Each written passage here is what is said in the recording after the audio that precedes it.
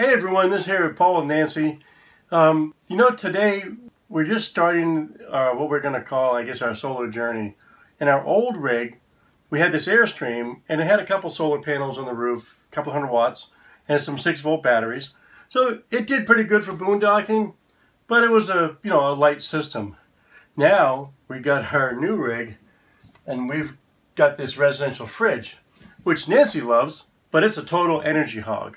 So we got to figure out how we're going to get power on the roof and get enough battery bank to not only power this during boondocking, but also take care of some other electrical items. So some of the things we found as we're living in this, when we got this induction cooktop, we weren't really sure we're going to like it, we're going to swap it out for propane. Turns out it works pretty darn good, but it's still a power user. Nancy loves it. I like it. And we got to figure out how to incorporate our new big monster refrigerator, the induction cooktop, and all the other electric things. We've watched a lot of other people do it. Our goal is really to just get a shared cost of doing some BLM land, doing some RV parks. We want to do a little bit of both. And we realized we spent a lot of money on RV parks and camping last year. Plus, we just like being out in BLM land. That's where we really would like to be. But we got to figure a way to do it with this coach. So anyway, follow along, and hopefully we'll learn something together. One of the things I've done already is I've done the worksheet. I really couldn't find a really good resource on the web. I found a lot of sheets that were, I don't know, maybe not particularly applicable to what my scenario is. So I found the calculations I needed to use, and I just made my own spreadsheet. There's a lot of things to think about in the solar planning. What kind of controller you're going to use, what kind of inverter, how many panels you're going to put, all the battery types. And I still haven't made up my mind on a lot of that. I think I'm going to go with lithium. I just got to make sure it's the right decision. I know I'll get better life out of the batteries. Many more duty cycles. It's a high first cost, and I'm probably looking somewhere around 400 amp hours of battery.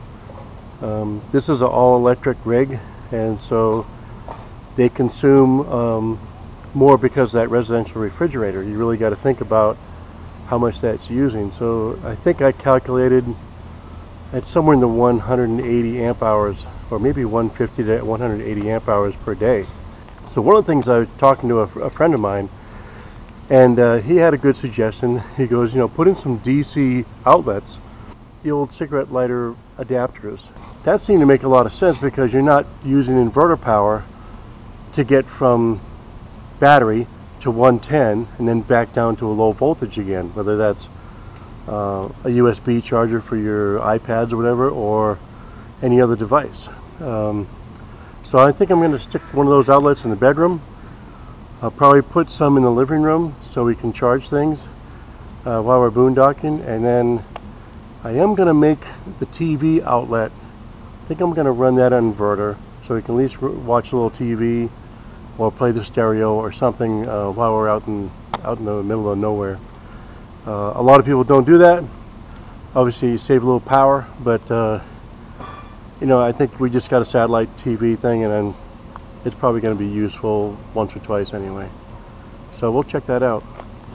Anyway, I'm just, like I said, I'm in the beginning of this solar planning thing. One thing I've found out by calling around, I've called AM Solar and Precision Solar and all the big brands that are out there, all the big shops, and they're all booked out 4 months in advance. So I'm trying to find a guy that can sneak me in there.